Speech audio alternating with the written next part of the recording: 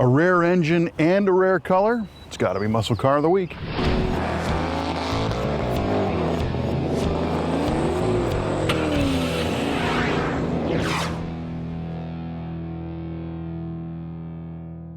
The Mustang got restyled for 1969, and although the car grew in almost every dimension, Ford was enthusiastic to keep the Mustang's performance image alive and well with the new car. For example, Ford advertised that a specially prepped 69 driven by Mickey Thompson broke over 100 U.S. Auto Club C Division stock car class records in a 24-hour endurance run when a 302-powered Mustang covered 3,780 miles in 24 hours, averaging 157.6 miles an hour on a 10-mile oval track at the Bonneville Salt Flats. That's like driving from the tip of Washington State to Key West and then another 400 miles in just 24 hours.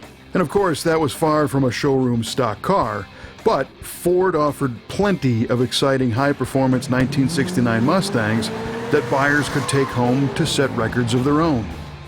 The cool thing about a lot of cars from the 60s is you could order these things almost any way you wanted to, and whoever bought this car new made some really good choices between the convertible top, the beautiful Code Y5 Indian Fire red paint, and of course the Cobra Jet 428 V8 under the hood.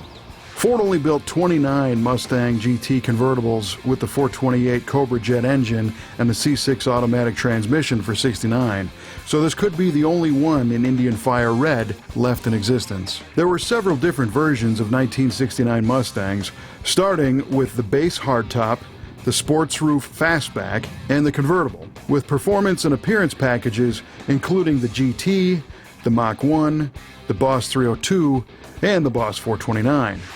This car is a GT convertible with deluxe interior, which is body code 76B. An interesting feature on this car is the blacked out hood treatment, which is usually reserved for the Mach 1 cars. Mustang GT items include a non-functional hood scoop that featured the turn signal indicators facing the driver, and the hood was kept closed with pin-type hood latches.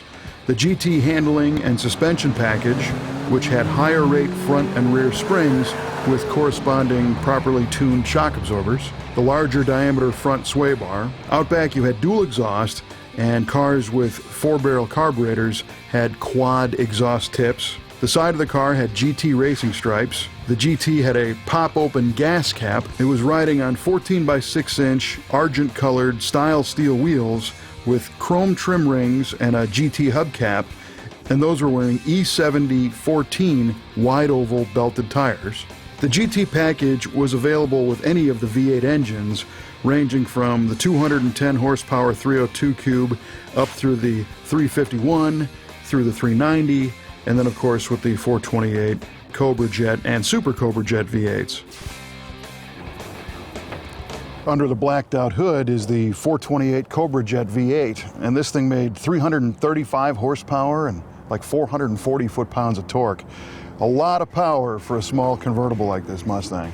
It's backed by the C6 automatic transmission, and in the rear it's got a 3.0 rear gear.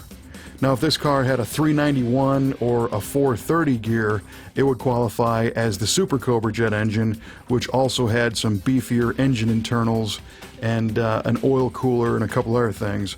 But the regular Cobra Jet was the lower gear, more for a highway cruiser than full-on drag racing. Rated at 335 horsepower at 5,200 RPM and 440 foot-pounds of torque at 3,400. The 428 Cobra Jet is a 10.6-to-1 compression big block V8 with lots of special parts for better drag racing performance and durability, including a special crankshaft, connecting rods upfitted with bigger bolts, stiffer valve springs for higher RPM stability, and free-flowing exhaust manifolds. The 428 Cobra Jet inhaled through a 735 CFM Holley carburetor, and Car Life magazine ran a Cobra Jet car through the quarter mile in 13.9 at 103 miles an hour, and they liked it enough to give it a spot on their list of the best cars of 1969.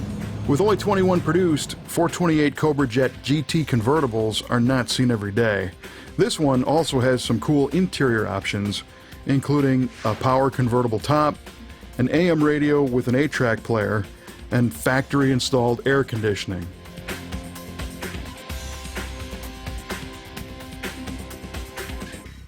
We really dig the white top and the matching white interior, and we also noticed a couple things in the dash. There's a red line on the speedometer, and there's no tachometer, making it a little more challenging when planning your shift points, doing high RPM drag race runs in your Mustang.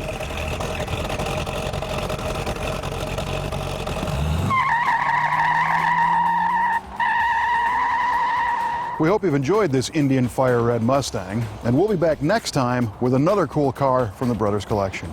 We'll see you then.